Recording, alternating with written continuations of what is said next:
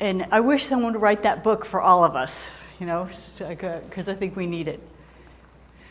So we'll put it in a context of a quality improvement program, what I think a robust QI program for an ED should look like. And I've written a lot about it. I really believe in it. I believe if you have a great program with lots of data sets, that can be the basis for your improvement work, because those numbers tell you stories and often get you going on an improvement project.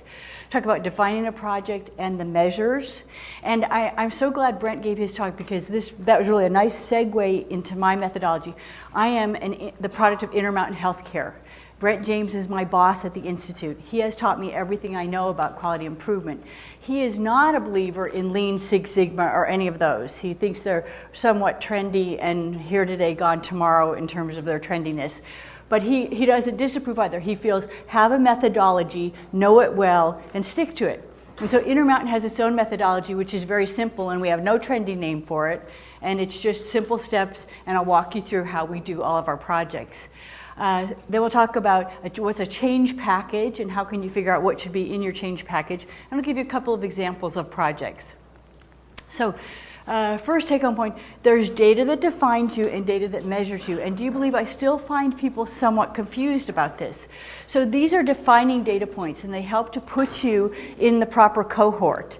But I just heard a very expensive consulting firm tell an ER that I sometimes work with that their ESI data didn't look normal. This is Emergency Severity Index data. It didn't look like a normal distribution. They must not be doing it right. And ESI data, we know that to be, with little training, pretty darn reliable. And it more tells what your mission is in your community. Who are you seeing? Are you seeing a lot of low acuity? Maybe you got a lot of peds. Are you seeing a lot of high acuity? Maybe you're a tertiary care center. It's a defining data point in the context of other things like your admission rate, your census, and so forth. On the other hand, there are things that measure you, and we've talked a lot about different benchmarking measures, and Jeannie will talk even more about benchmarking tomorrow. So I think it's important for you to sort of understand who you are and what services you provide in the community, and data is what tells you that story. So these are just sort of average, but it helps you kind of know, well, where do you fit in? You know, gee, we have a higher admission rate, or we have a lower census, or we have, a different footprint. This is a metric you may not have seen. Patients per square foot per year. Did I mention that yesterday? I don't think I did. EDBA has come up with this for a sense of how tight is your ER. So that's the average. My little LDS hospital that ran, like a dream, was 5.1 patients per square foot per year. So you take your census and divide it by your square footage. You don't include office space, just the actual care space in the department.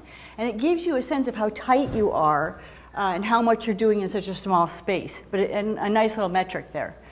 The one problem I have about the research that we get in the literature, what little we get, it's often coming from tertiary care centers. That's less than 5% of us, and I actually have a sort of blow them out of the water editorial coming up front page of EM News in 2 months about training ED docs for the real world, and how we train them in places where they have consults available 24/7.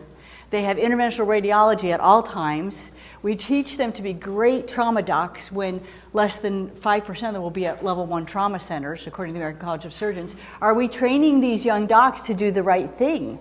We're not training them to do the complex medical patients or to finesse the psychosocial problems that are out in the community. So anyway, this helps you get an idea of who you are. So I think these are the 5 elements of a robust quality improvement program. First, lots of census data telling you who's coming, when are they coming, what do they need, what do we do to them, for them, with them. Then your metrics that we just talked about. I have done a lot of physician profiling through the years, but I don't do it for the reasons that you might think. I do physician profiling, and I have a different viewpoint from Rick. I think that there are practice differences, but there are also practice differences that are relevant to which shift you like to work, which patients you pick up. Most docs work in a place where at least part of their shifts, they have what we call free range staffing. The doctor can pick up another patient when he's ready. And what I found over tracking this for 10 years in a very busy ER is that certain patterns emerged. My night docs saw fewer patients. Why? Fewer come. They did more intubations, critical care, overdoses, respiratory failure than anybody else. Why? That's the night shift. You've seen that. The acuity is higher on the night shift. I saw my docs that loved evening shift just sewing laceration. They sewed their way from here to California, you know, and that was part of their practice. I saw one of my guys who was internal medicine trained and a real cerebral dude and loved doing complicated workups. He did more LPs than anybody. He did these very complex medical workups trying to figure out things that nobody else wanted to touch. So people actually will choose, physicians, if they're allowed, will choose, and there's variation in that. And I also, armed with data, I refuse to tell physicians how to practice because I feel like I am not getting between the doctor and the patient. I feel real strongly about that. I will show them their data in part to help them identify who they are. So my certain docs know we do more intubations than anybody. We like nights. We love critical care. They know sort of who they are. I have another guy who literally did 1/10 the intubations of anybody else, but did tons of lacerations. He liked the evening shift. He loved the fast track. That was his contribution. And so I do it to help physicians understand themselves. I don't believe that moving the meat is the only thing we should measure docs on, though you certainly want your doctors to be fairly productive. I think if you have a bad day, it's more likely due to system problems than the guy next to you. What would you think about that point of view? Your frustrations in your department are more likely due to system problems than the dude that's working opposite you. So anyway, I do physician profiling, but I do it not with a heavy hand and to inform physicians about what they're doing and how they're doing it. We're getting more and more granular because we're more and more able to get process and operational data. So I get data, not just how long to get an x-ray, how long till they're transported to x-ray, how long till the x-ray's taken, how long till they're brought back, how long till I have a reading. And that kind of granularity is what helps me to tweak operations. And if you aren't doing that now, you will be. And then last but not least, and the sort of the best and most creative part of it are the projects that we do to try to improve our processes. So do most of you get this kind of data? Can you get, volumes by age, by chief complaints, by anybody in the room? How many of you have that kind of a data set? I know it used to be no one raised their hand, and I knew that Intermountain was very data driven, and we're a data rich organization. I think everyone else is starting to catch up. Can you see how this kind of stuff would help you though? Understanding what you're doing, when you're doing it, what you need. And so I actually published some of this. There's an article called The 24-Hour ED Cycle. It was in the Joint Commission Journal of Quality and Patient Safety. That's just mapping out what you already knew, but finally putting it to paper, that's the census, and the lower one is the arrivals. Everybody sort of mimics that. Although let me go back, there's some interesting things. So Jim said it, if you have a lot of peds, often you will see a surge late morning. That curve's a little bit steeper. Jim thinks it's because they learn that the fast track opens up. I think it's because the mother that's had the crying 2-year-old all night just called, found out she can't get into the pediatrician, and she's had it, and so she's now in my ER. I think there's a sort of a different explanation. Then the Canadians with CTAS data found that they will often see an extra little bump after dinner if they have a lot of geriatric patients in their community because somebody goes and visits grandma and says, grandma's not right, and the nursing home sends her over. Or someone goes to visit mom, and mom's just not acting right. So kind of interesting. I suspect that we will build this out and understand more and more who's our community and what are they going to require of us when they come. I did all kinds of chief complaint mappings, and for instance, lacerations and contusions, if you can know them by hour of day, signal to you when you need to open up a fast track. They're good markers for fast track volumes. This is showing you what I was saying, where I inverted the scale, so the lower number, which means higher acuity based on ESI, is showing you what you've always known, the night shift is sicker. So evening stresses you with volume, and night shift stresses you with acuity. And my point is, you need to know who's coming. How can you possibly have your department ready to go with your services without knowing that? Then the metrics, these are the things that we've talked about, and they're pretty standard. The Emergency Department Benchmarking Alliance wrote a paper that Jim alluded to. It's the Performance Measures and Benchmarking Summit. We're actually reconvening in 2 months to look at it again. But it's a set of definitions. So if you're floundering like, well, when does the clock start? When does it stop?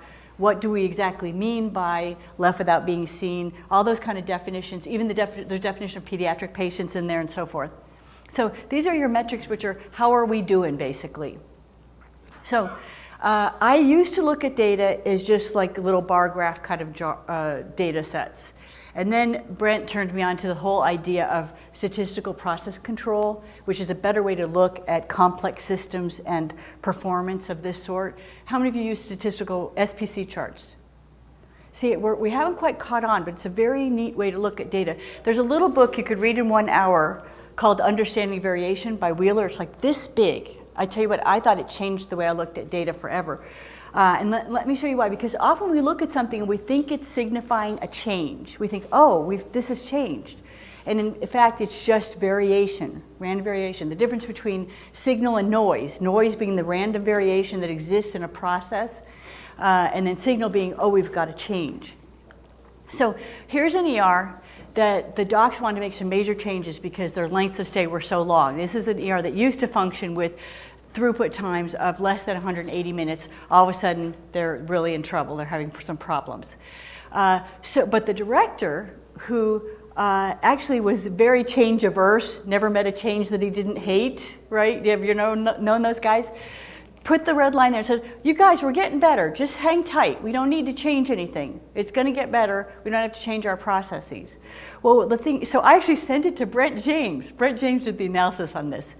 And I don't know if you can see the red lines. It's almost like, in a way, doing a t-test, because it's showing you what's within your normal variation for that process. So anything between those red lines is just the normal variation. So sure enough, if you plot it that way, remember he took it to the lowest point, the nadir, saying, oh, see, we're getting better, and he drew his red line. If you do it as statistical process control run chart, look what happens. We call this process in control. It's random variation, nothing is changing. So it's just a very cool way to look at it. And can I tell you something? Number one, your QI people probably know how to do this, and you could get in the habit of sending them data sets and having them analyze it this way. Two, there's actually software that you could just plug in your data and it will do it for you. But it's a much better way of looking at it so that you don't think that you're seeing a change and that something's happened. Oh, look, we improved. And it's really telling the truth. So anyway, and if you haven't heard of it before, no worries. It's just sort of, we're finally grasping it in healthcare that we're looking at processes, we're not looking at blood sugars. And so the way that we look at data needs to be different. So benchmarking, I'm not going to talk too much about it because I know Jeannie will, but the sort of habit of benchmarking yourself should just be commonplace. You should always be looking at how you're doing against yourself, the best way, and then how you're doing against other people. And here are some sources. You should have this slide. These are the best places I know to go to get some benchmarking data. And Jeannie's with Premier now, and they've got a great data set that you can, if you it's kind of like you show me yours, we'll show you ours kind of a thing. And so it's very comprehensive and studious though, so it takes time to submit it all. But these are places that you can go to get just some ideas. Because when I first started doing this in '97, I said, we have 0.9 complaints per 1,000 visits. Does anybody know if that's any good?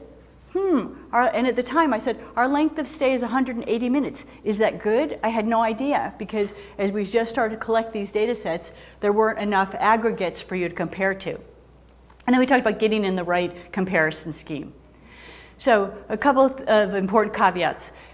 You got to compare apples to apples to make sure you're in the right bucket. And health systems are notorious for wanting to compare all their hospitals when you may not be in the same cohort at all. We work in a really complex system, and so sometimes you're going to do a change that's an improvement, but you're not going to have your benchmark data show it right away. Sorry, those didn't line up. I don't know why. These are just some benchmarks from advisory board, benchmarkers from a ABRS group. So physician profiling, anything that I've tracked by my department, I've tracked by physician. But as I say, with a very gentle hand. But I have to tell you, so you know what happened. So when I first started tracking physician data, every QI report in the back, I'd put some physician-specific data. How many patients they saw, how long it took, complaints. My docs were so studied. I knew how many LPs they did, how many lacerations, how many lifelike controls they took. I mean, I had an unbelievable amount of data for them, and they really didn't like it. Within the first two reports, when we'd get the book and I'd be doing a presentation like this to my group, guys, here's what's going on in the department, here's where we are, they'd be flipping to the back to see how they did.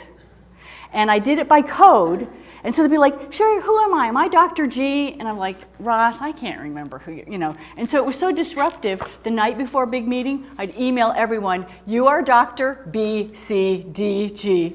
And so sure enough, I knew the whole first half of the presentation, they're looking at their own data. Why? Because physicians are pretty competitive, and they are driven by data, and they don't want to be the outlier. And so I want to suggest to you that's your most important tool, is giving that kind of feedback to your doc. I never did it with anybody's name on it, totally anonymous, but we got used to it. People wanted to know how they did. And a couple times on things, I was not at the top of the pack. In fact, I was sort of bringing up the rear. Didn't I want to change my behavior so that I was a better performer? Physicians always do, and I think the same is true with nurses. Now this is what's interesting. My nurse manager was doing similar things with nursing, and she'd post their names and put it in a very public place, and I didn't think you had to hit so hard like that. I really didn't like that strategy. But it brings in outliers, there's now accountability, and as I say, anything that I've tracked by department, I've tracked by physician. We're getting increasingly granular in this whole operational data. Can most of you get this kind of data, like how many of these are you ordering, when are you ordering them, how long does it take to get them? Are you getting that kind of data?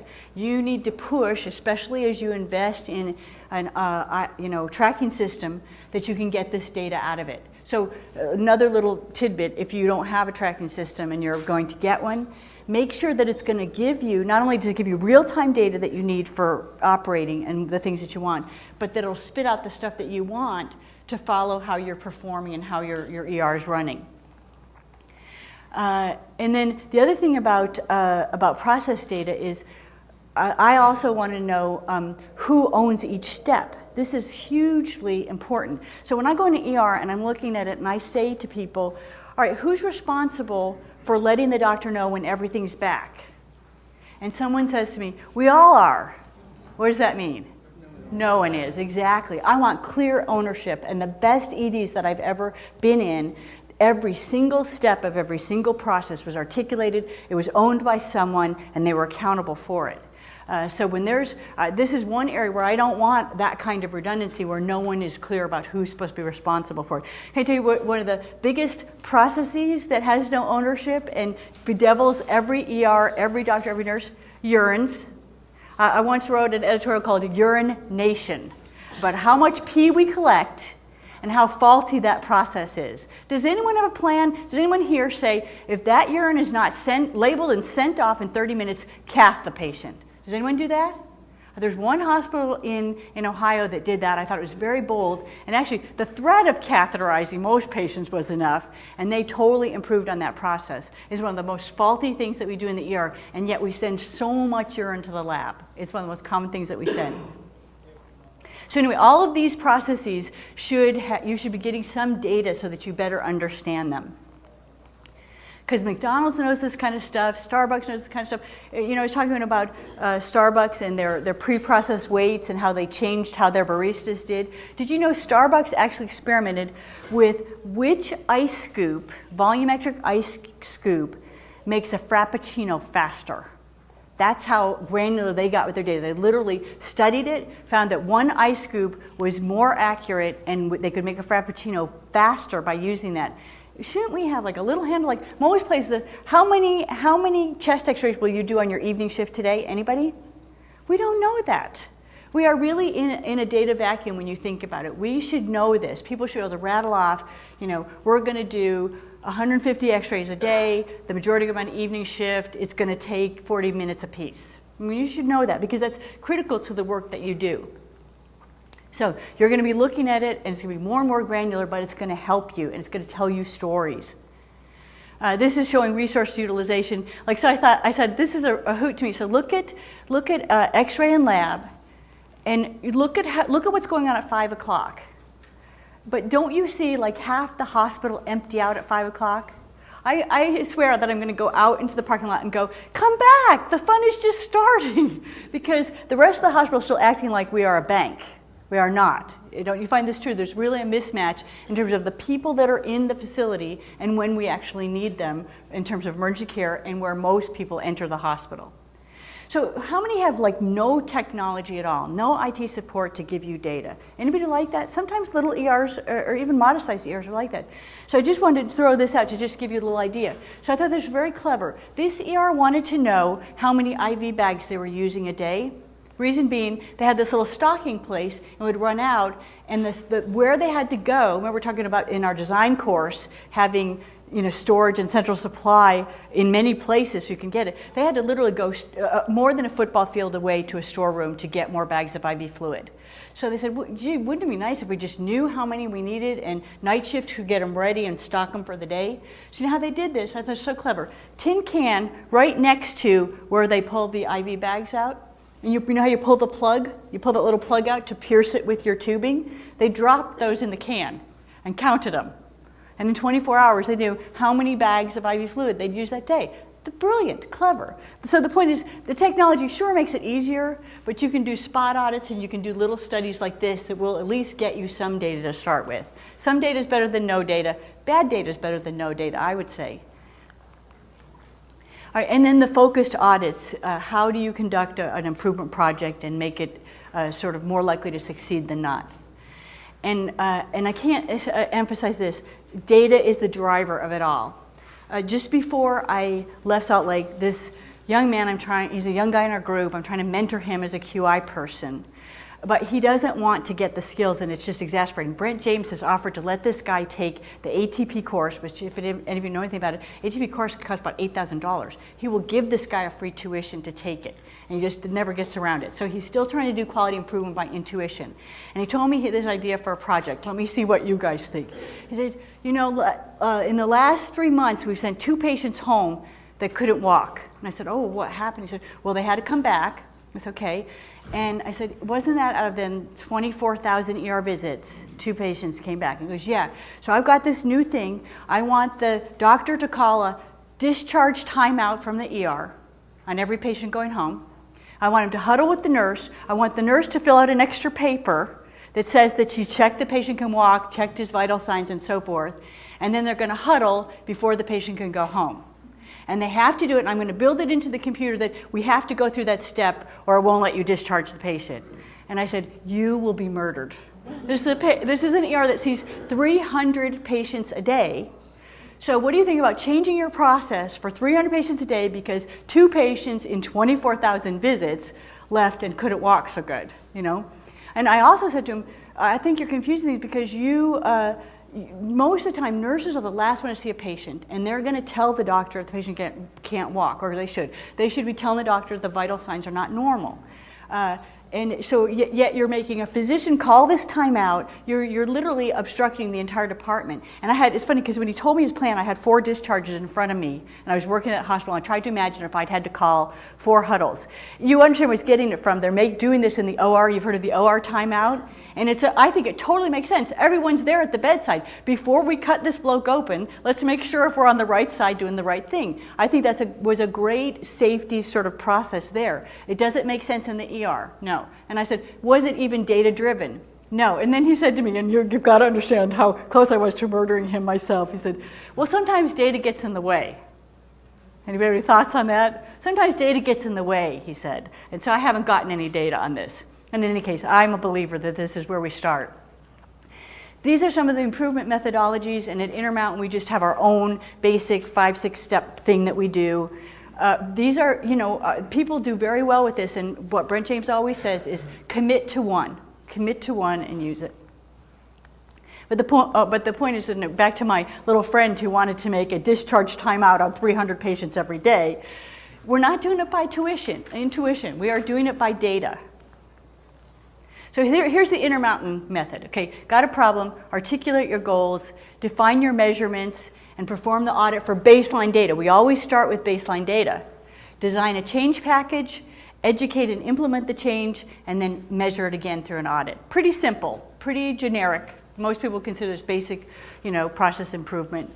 And Brent James believes in being very, very mindful of these steps. For instance, when we say articulate goals, he wants to see a project articulated. We want to decrease the time for a plain x-ray 30 minutes by February 10th for our DED. He wants a time frame, he wants, a measurement, and he wants it articulated what you want to do. Very specific, not running into perpetuity. Like someone told me that they've been charged by their administration, we want you to improve your length of stay. Just global, what, 5 minutes, an hour, all, admitted patients, all patients, what's my time frame? That's too broad a goal. We've got to break it down into manageable projects that we can do. So find your methodology and use it consistently. All of them should be paying heed to this sort of basic premise. What are we trying to accomplish? This is straight from IHI, folks. How will we know a change is an improvement? What are you going to measure? And what change can we make that will result in an improvement? So that the first one's your aim statement, if you've heard of that. The second one is what you're measuring. And then the third one is your change package. Aim statement, measures, and change package. You can focus audits on high-risk problems, like I've done them on chest pains before. I've done high frequency. We did a bunch of laceration projects in the spring. You can do ones that correlate with patient satisfaction. We did a pain project, and we really focused on headache and kidney stone pain. And easily defined clinical groups are another area that you could focus some of your projects. Or it can be a process that's faulty. So I've done these kinds of audits a number of places. And these can lead to great innovation. And I think I tipped my own hand here showing you a couple of things. Brent mentioned this Plan, Do, Study, Act, PDSA cycles. Let me show you an IHI example of an improvement project. So aim statement, improve radiology throughput by 30 minutes during the first quarter. Got a time frame, a time goal, and what we're exactly trying to do. Measure, order to results for x-ray. And how they did this was the clerk put in the order and wrote on a log. It was just a clipboard. You guys, clipboards can be your friends for collecting data in little small audits. The doc, when he was reading them, they were trying to do the wet read, basically reading of x-rays, had a clipboard in his room where he'd put some identifier of the patient and then the time that he read it. So that's how we're getting the data. It was actually 2 clipboards because they couldn't figure out any other way that it would work, but they could marry the 2 at the end of the day to get their data and see when was it ordered, when were the x-rays read. And the premise being, if we do wet reads, it's going to be faster than we wait for x-ray to give us a reading because it takes so much longer. Oh, sorry, I tried to fix that. I don't know why it overread, but let's just go through it. So first cycle, they're trialing at 1 shift. They're going to do their wet reads. And always as you do this, you'll see the little flaws in the system. So they did it, and they did some measures, length of time for the patients and how long it took to get the x-rays, error rates, and so forth. Reviewed it with radiology. The next cycle, they changed their documentation project. Like they wound up making sure that they had a documentation. They put an index card in the sleeve. This is an organization that didn't have teleradiography. It was all just plain films in it. Remember the old sleeves that the plain films came in? And they just stuck a card. They realized there were some faulty problems with getting the wet read to the radiologist so they know how the radiologist or the ER doc had read it. Then the third cycle, they realized that they even had to change what their little space looked like. They needed another view box to read the x-rays and more space to write on. So it was like a mini remodel in the place where they're reading x-rays. And then, so now they've worked the bugs out with rapid cycle testing, measuring it each time, and by cycle 1D, and I hope, did it print up any better in your handout or no? Sorry. You know how when you change formats and backgrounds, sometimes it glitches. But anyway, here then they finally cycle 1D, the 4th iteration, they rolled it out. And so I'm a firm believer in doing rapid cycle testing, getting the glitches out before you roll it out to everyone. Because remember, you're going to have some naysayers in the crowd. So you need the smoothest rollout of a project that you can, and you get that by doing little pilot studies. Anybody been this disciplined? You know, if no one's taking you by the hand and showing you this as a method, you might not. You might just say, well, we're going to change this starting tomorrow. But better that you try. And you also understand, too, when you pilot a project, you pick who to do it. You pick your A team, your best people that are enthusiastic about the project, want it to succeed, are willing to look out for the flaws, and so forth. And Jody Crane will tell you, often many studies, the pilot outperforms when you totally enact it everywhere, but that's okay, because you've got your A team working on it, people that want to see the change. And as I said, this is not medical research. I told you I did this intubation audit. A lot came out of that in my shop. We showed how good the docs were at intubation. That was one thing. And then we also discovered that great angst in the intubation project was getting all those drugs. Remember we talked about that yesterday? And so we came up with these intubation pouches, and it was a huge success. So sometimes your projects will take you in many different directions and bring lots of little improvements to your department. These are so popular. And then an offshoot, remember Brent talked about the front lines coming up with new ideas? So one of my little ED techs got some PVC piping and so forth, built this thing and said, Dr. Welch, look at this. Now we can have an intubation setup on wheels. We can wheel it all over the department, and it has everything like, you know, blades and your tubes and so forth. So he said we could intubate in the hall if we had to, and he was so excited. And this was totally because we had an environment that was like, you know, encouraging innovation. And so we actually paid him and gave him money to make about 8 of these in our department. He was like 19 years old. I said, dude, your career is in front of you, you know. So another important take-home point. Quality improvement, process improvement work, it's not done by committee. In fact, I would suggest to you, standing committees squelch the thing. I've seen more things die in a committee. What you want are people who are really motivated, want to make a change, they're sort of psyched to work on it. You have a task force, a finite number of meetings, and you just get the job done. And it's done in that task force model instead of a big, you know, committee that meets into perpetuity and never gets anything done. And as you're doing this, what you find is as you make these changes, you change the culture. And what you start doing is you make it a culture that embraces change and is very innovative. And that's a wonderful thing when you start to see signs of that in your shop. So here's another case from the real world, and I'll finish up with this case, and I think it's just so demonstrative of so many of the things that I want you to take home. So large, newly opened ER, pretty busy, 200 patients a day, and the physicians keep complaining, orders keep getting missed. So the nurse manager does an audit. And she sent this email to her staff, and she said, I pulled all of these charts of this doctor. He saw 18 patients, 15 of those had orders, and 4 of them were missing, not done incorrectly, or so forth. And she says to her staff, that's 27% incomplete or incorrect orders. This is absolutely unacceptable. What do the nurse leaders think about this approach? This is unacceptable. Actually, she had a reputation that if unacceptable didn't show up in an email every other day, she must be sick, because this is how she liked it. And she really was, you know, sort of beaten up on her staff. And, you know, sorry, what do we say? Try harder. Is that a strategy for improvement? And is this a people problem or a process problem? If you got, I mean, nurses are hardworking people. If 27% of the time orders are being missed, do we have a process problem? I'd suggest to you that we do, and a big one. It doesn't have to be this hard. Let me show you when you flow map it. So this was a flow map of how things got done in the CR. Probably pretty generic, I would say. So charts generated, placed in the rack. That's the first green box. A doc picks it up, takes it to a room, does his assessment, writes some orders, and then puts it in the HUC rack. Sorry, I'm coming out of my zone. Health unit clerk gets the orders delivered to him or her in a rack. She highlights them as she takes them off. Highlighting has been in this ER as a sort of a process approach for 15 years. Highlights it so everyone can visibly see, oh, that order's been taken off. Then she delivers the chart to the tech. We have a lab tech there. So lab tech gets the chart as a visual cue to him, I got stuff to do. He gets the labs drawn and sent off, highlights, he's done, okay? Then what happens? The chart goes back in the rack. Okay, so everyone that needs the chart has had it delivered to them in a fashion except who? The nurse, okay? So the nurse has to chase the chart for orders, okay?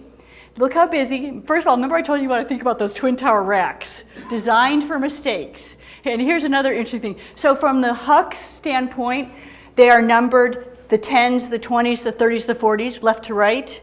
Everybody else is dealing with the chart rack on the other side, and it's in Hebrew, going right to left.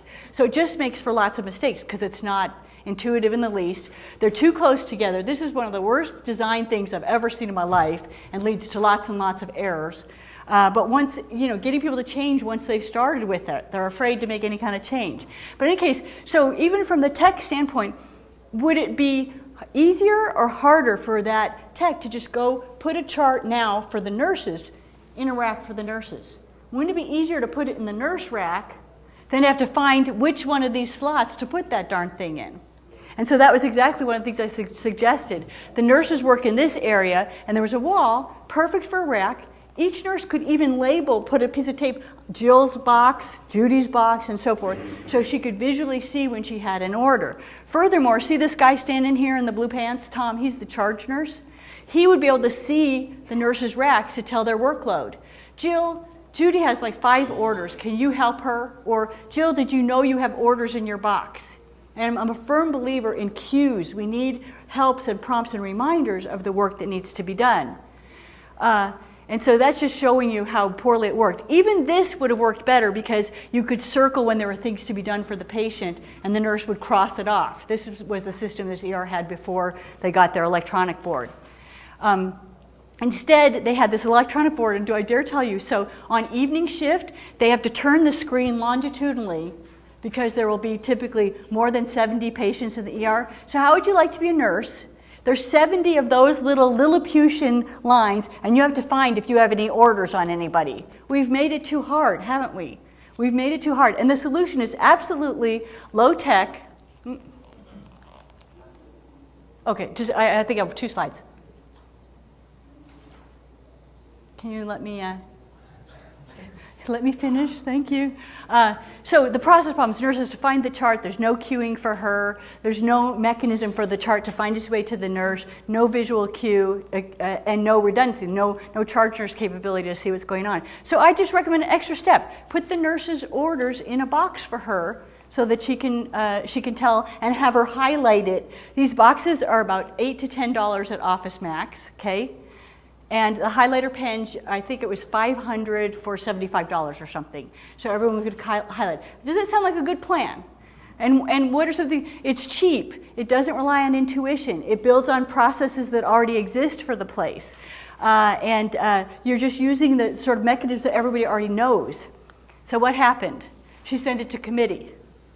And what happened? So 18 months later, an outside auditing company came in and found, guess what? 25 to 30% of the time, you're missing orders.